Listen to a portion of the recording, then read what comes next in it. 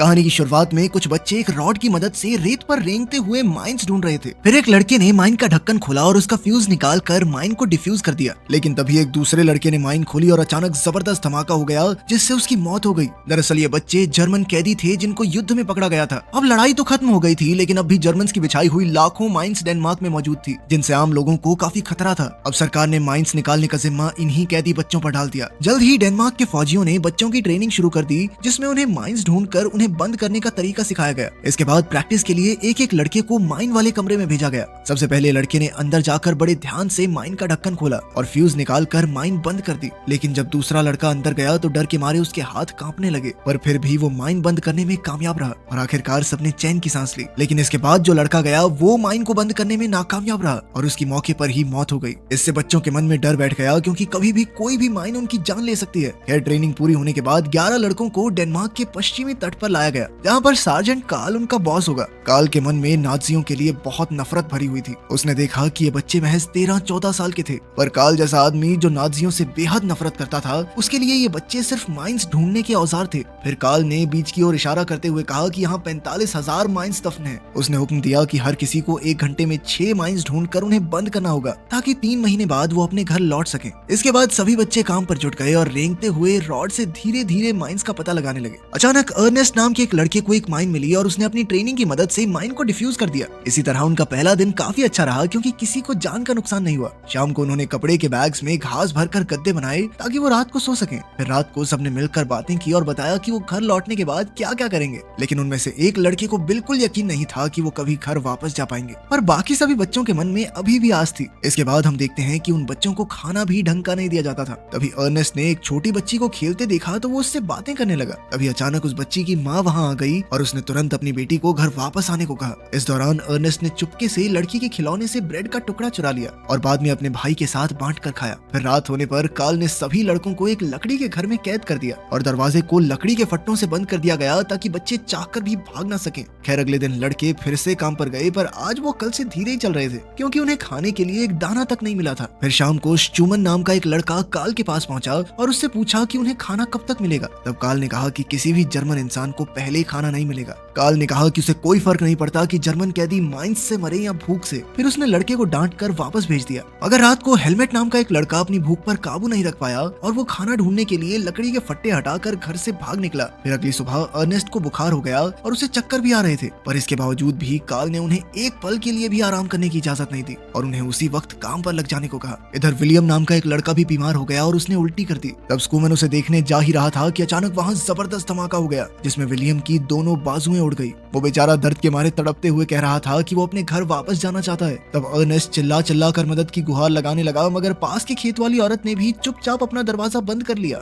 इधर कार्ल भी बच्चों की पुकार सुनने के बावजूद अंदर ही बैठा रहा। लेकिन विलियम की चीख पुकार इतनी दर्दनाक थी कि कार्ल जैसा पत्थर दिल आदमी भी खुद को रोक नहीं सका और उसने बाहर जाकर विलियम को एक इंजेक्शन दे दिया। तब उसे एहसास हुआ कि ये कैदी सिर्फ नाजी फौजी नहीं बल्कि छोटे बच्चे भी हैं। इसके बाद वो खुद विलियम को उठाकर हॉस्पिटल ले गया। वहीं बाकी बच्चे भी बीमार होकर उल्टियां करने लगे थे। जब कार्ल को इसका पता चला तो उसने सबसे पूछताछ की। तब हेलमेट ने खुलासा किया कि वो कल रात अपनी भूख पर काबू नहीं रख पाया और पास के खेत से कुछ दाने चुरा कर उसने अपने साथियों में बांट दिए। फिर जब कार्ल ने खेत वाली औरत से उन दानों के बारे में पूछा तो उसने बताया कि वो तो कीड़े लगने की वजह से खराब हो गए थे। ये कहकर वो मुस्कुराने लगी, क्योंकि उन दानों को खाने से दुश्मन जर्मन फौजी बीमार हो गए थे। खैर, फिर कार्ल ने सभी बच्चों को लगातार समुद्र का पानी पीने को कहा, ताकि कीड़े वाले दाने उल्टी के जरिए बाहर आ जाएं। इसके बाद उसने सभी बच्चों को नहलाया और बाद में विलियम को देखने हॉस्पिटल पहुंचा, पर तब उसे पता चला कि हॉस्पिटल पहुंचने के कुछ समय बाद ही विलियम की मौत हो गई थी। ये सुनकर कार्ल को बहुत पछतावा हुआ, क्योंकि उसने बच्चों को भूखा रखा था। फिर शाम को वो मिलिट्री बेस से ब्रेड चुराकर बच्चों के लिए लाया और ब्रेड दरवाजे पर रख दिए। जैसे ही बच्चों ने खाना देखा तो वो तुरंत उस पर टूट पड़े,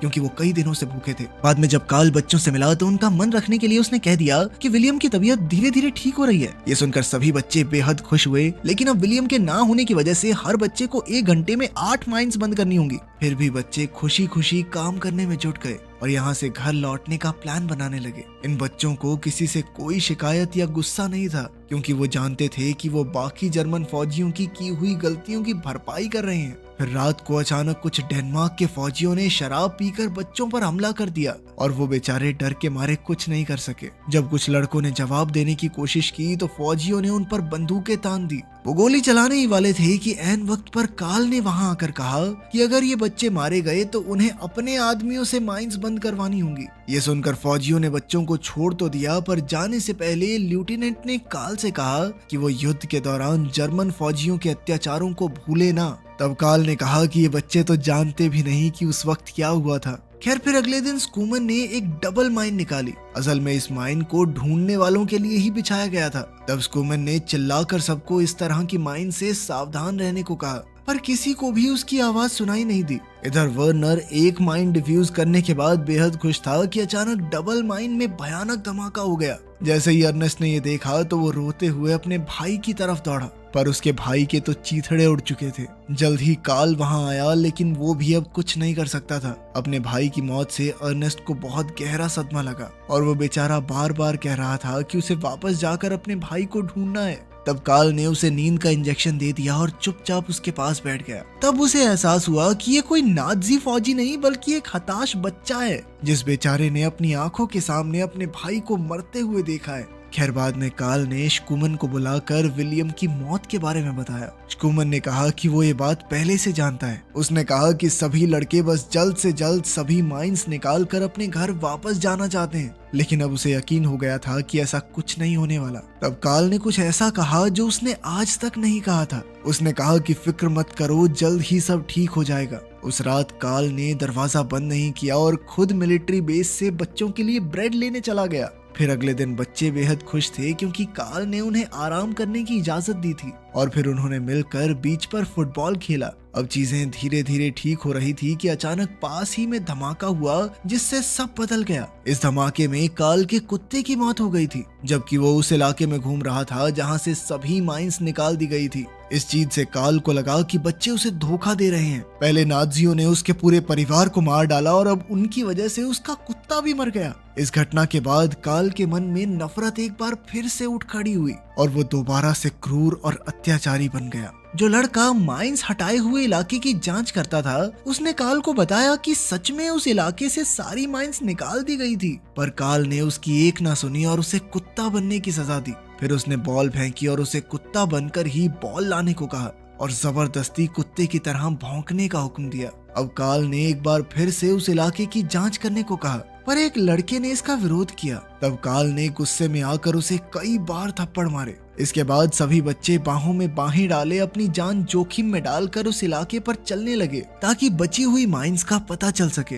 बाद में जिस लड़के को काल ने थप्पड़ मारे थे वो तंग आकर वहां से भाग निकला, लेकिन स्कूमन ने कहा कि सारी माइंस डिफ्यूज करने के बाद उन्हें घर भेज दिया जाएगा। फिर अगले दिन वो खेत वाली औरत अचानक दौड़ते हुए बच्चों के घर में आई और रोते हुए उनसे मदद की गुहार लगाने लगी। लड़के तुरंत उसके साथ भागकर बाहर आए तो उन्होंने देखा कि उसकी बेटी खेलते खेलते माइंस के इलाके में चली गई थी। तब स्कूमन तुरंत जमीन पर लेटकर माइंस खोजने लगा। इधर जब काल वापस आया तो उसने देखा कि घर एकदम खाली था। उसने सोचा कि सभी बच्चे भाग गए, पर जब वो बीच पर पहुंचा तो उसने देखा कि वो सब मिलकर छोटी बच्ची को बचाने की कोशिश कर रहे थे। तभी अचानक अर्नेस्ट माइंस के इलाके पर सीधा चलते हुए बच्ची के पास गया। फिर अर्नेस्ट ने बच्ची को उठाकर स्कूमन को पकड़ा दिया और खुद वहीं सुन्न होकर खड़ा हो गया। सबने उसे वापस बुलाया, पर वो मुस्कुराकर माइन फील्ड की ओर बढ़ गया। अचानक धमाका हुआ जिसमें उसकी जान चली गई और आखिरकार वो अपने भाई के पास पहुंच ही गया।